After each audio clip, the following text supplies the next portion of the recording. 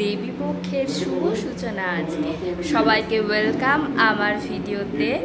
আবারও একটা ভ্লগ নিয়ে চলে এসেছি। আজ মহালয়া।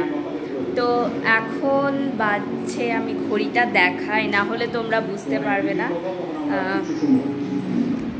এই যে এইখানে ঘড়িতে এখন মোটামুটি 3টে বাজছে, ঠিক আছে, 3টে বেজে গেছে।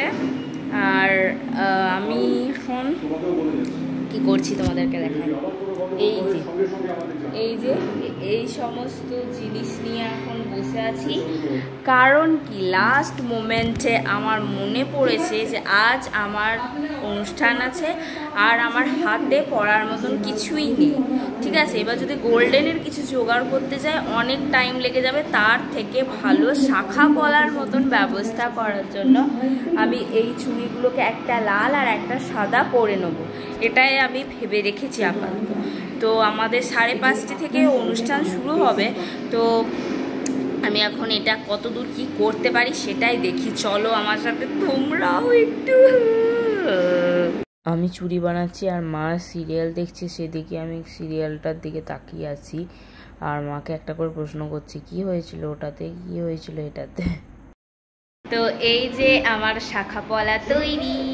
তো চলো, আমি যখন রেডি হবে এবার তোমাদের সঙ্গে দেখাবো আমি কীভাবে রেডি হচ্ছি।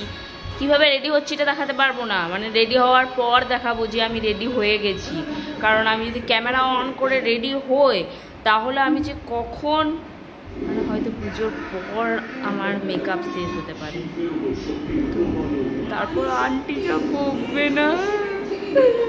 না সরি, আমি রেডি হয়ে নেবো, তারপর তোমাদেরকে দেখাবো কি সুন্দর লাগছে আমাকে। তো আমি এখন রেডি হচ্ছি, দেখো কতদিন পর এভাবে সাজছি, জানো, বহু দিন পর। তো চলো আমি তাড়াতাড়ি রেডি হইনি, ঠিক আছে। তাছাড়া রেডি হওয়া হবে না, অলরেডি 5টার কাছাকাছি বেজে গেছে, 5টা বাজতে আর 15 মিনিট দেরি। তো চলো রেডি হয়নি। তো আমি রেডি হয়ে গেছি, রেডি হয়ে বেরিয়েও পড়েছি। অলরেডি অনেক লেট হয়ে গেছে, ম্যাম বকা দিচ্ছে। আর আমার সাথে আমার বান্ধবী দিশা, আর এখানে আমার ভাই। হ্যাঁ, তো চলো আমরা অনুষ্ঠানের ওখানে যাই, আর অনুষ্ঠানে কি কি হচ্ছে সবই তোমাদের সাথে শেয়ার করবো, ঠিক আছে। দেবীর ব্যাকুল আরাধনা, সকলকে শুভ মহালয়া। উপস্থিত সকল গুণীজন এবং দর্শকগণকে জানাই সেদিকের পক্ষ থেকে আগমনের শুভেচ্ছা। প্রতি বছরের ন্যায় শহরে এবারও ৪র্থ বছর আমরা মহালয়ার পবিত্র লগ্নে দেবী পক্ষের শুভ সূচনায় একত্রিত হয়েছি অনন্ত অন্তরঙ্গ অনুষ্ঠানে। মহালয়ার মানে মন্ত্রোচ্চারণ, সুরের আবাহন আর হৃদয়ের অন্তঃস্থল থেকে দেবীকে আহ্বান। এই বিশেষ মুহূর্তে আমরা সেজুটি যে অনুষ্ঠানটি আয়োজন করেছি তাতে আছে নৃত্য, সঙ্গীত এবং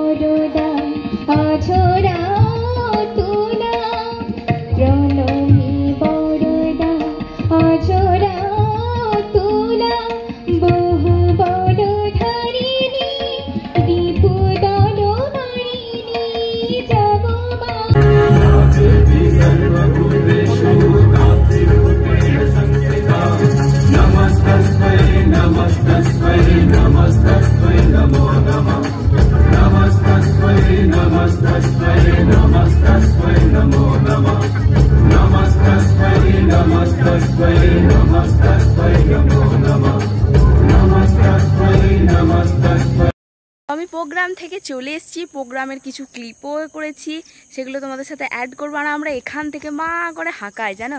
আর আমাদের বাড়ির ওই যে জানলাটা দেখা যাচ্ছে, ওইখানে আমার মা রান্না করে আর ছাড়া দেয় আমাদেরকে। তো চলো আমরা মাকে দেখে নিচ্ছি, এবার আমরা বাড়িতে ঢুকবো। হ্যাঁ, এবার সাজ পোশাক ছাড়বো। হ্যাঁ, তারপরে এতবার হ্যাঁ হ্যাঁ বলছি, হ্যাঁটাই বেশি হয়ে যাচ্ছে। আর গালগুলো এখন আমার আপেলের মতো টুসটুসে লাল দেখাচ্ছে। ড্রেস পোশাকটা ছেড়ে নিই। আর এই যে আমার শাখা পলা, আর ড্রেস ছাড়া হয়ে গেছে। ওফ, এবার মেকআপটা তুলি গাইস, বি লাইক মঞ্জুলকা।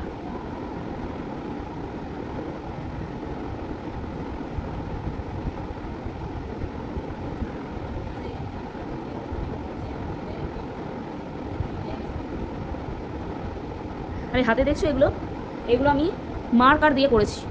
হ্যাঁ, আমি ক্লাস 3 থেকে নাচ শিখছি। তো তারপর যে বছর আমি ক্লাস 9-এ উঠি, তারপরই আমার নাচ ছেড়ে দেওয়া হয়। আর করোনা শুরু হয়ে গেছিলো, তো প্যান্ডামিকের জন্য আরোই আর রিস্টার্ট করা হয়নি, কন্টিনিউ করা হয়নি নাচটা পড়াশোনার চাপে। আরে নিজের বাড়িতে প্র্যাকটিস করি, সেই জন্যই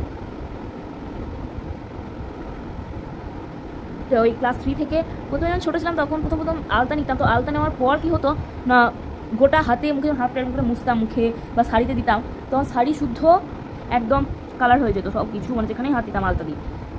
তো তখন আমরা গ্রামে থাকতাম, অত কিছু জানতাম না। দেন আমরা চায়না মেহেন্দি ইউজ করতে লাগলাম।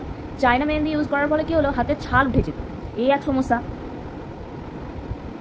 তো তারপর এরকম নর্মাল মেহেন্দি নিতাম, তো ওটা আবার টাইম ধরে লাগাতে হবে, আরেক সমস্যা। যাই হোক, এরকম করে আস্তে আস্তে কন্টিনিউ হতেই থাকলো, কিছু না কিছু জোগাড় এক এক বছর এক একভাবে। তারপর যখন আমি ক্লাস ওই 5-6 পড়ি, তখন আমার মায়ের মাথায় একটা বুদ্ধি এলো, চলো মার্কার দিয়ে যদি করা হয় তাহলে কী হবে। বাহ, বুদ্ধিটাও ভালো কাজে লাগলো। ইনস্ট্যান্ট আমার যদি নাচ থাকতো কোথাও, তখন আমি লাগিয়ে নিতাম, আবার ইয়েটা তুলে নিতাম যখন খাবার সময়। এর ফলে কালারগুলো পেটেও যেত না, আমার শরীরে কোনো ক্ষতিও করতো না, তাই না? বুদ্ধিটা কেমন? তো তোমরাও যারা নাচ করো, আমার মনে হয় এখন বেশিরভাগ উনি এটাই করে থাকে, মার্কার নিয়ে নেয় হাতে সম্ভবত, কারণ এতে অনেক সুবিধা, টাইমও বাজে, তুমি ইনস্ট্যান্ট যেখানে খুশি ইউজ করতে পারবে। আজ থেকে কেমন পুজো ভাব, তাই না? আমার তো পড়াশোনাতে মনই লাগছে না, আর আমার এদিকে অর্ডার কিন্তু শেষ হচ্ছে না, কী যে করবো আমি লাস্ট পর্যন্ত। আমি আমার বাবার পাঞ্জাবিটা করছি বাবার জন্য, তো শেষ পর্যন্ত করে উঠতে পারবো কিনা কি জানি, হয়তো বাবার নাম করতে করতে বাবা চলে এসছে বাড়ি। তো চলো, এরপর মা কী রান্না করছে তোমাদেরকে দেখাবো। মা যে একটা ভালো রান্না করছে জানো, ভালো মানে আমাদের এরকম হয়েই থাকে প্রায়।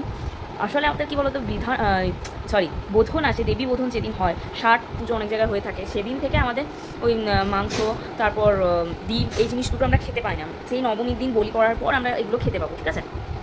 তো ওই জন্য একবেলা মাছ খেলেও আরেকবেলা কী খাবো, প্রতিদিন তো নিরামিষ খাওয়া হয় না, কিছুদিন অন্য কিছু খেতে হয়। আমার বাবা আবার পনিরটা খেতে পছন্দ করে না, আমরা আবার পনিরটা খাই খুব বেশি। তো তখন বাবার জন্য অন্য কিছু করে দেয়, আর আমাদের জন্য পনির করে দেয়। তো আজ মা ওই জন্যই শাহি পনির বানাচ্ছে। তো তোমাদেরকে চলো সেটাই দেখাবো, কীভাবে মা করছে, মানে কীভাবে করছে সেটা আমি দেখাবো না। হয় শাহি পনির বানাতে অনেকেই দেখায়, তো আমার মা অলরেডি পড়া শুরু করে দিয়েছে, অর্ধেক হয়েও গেছে। আর আমি তো 7:30 থেকে 8:30-র মধ্যে খাবার খেয়ে নিই, যদিও আজকে নাচের প্রোগ্রাম ছিল বলে আমার লেট হচ্ছে, কিছু করার নেই। পুজো যখন থেকে প্রিপারেশন শুরু হয়েছে তখন থেকে লেট করে খাওয়া হচ্ছে।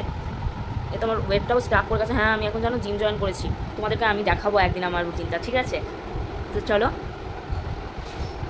তো খিদে পেয়েছিল যে খাবারটা খেয়ে নিয়েছি, তারপর আমার মনে পড়ছে যে ভিডিও করা উচিত ছিল, সরি গাইজ।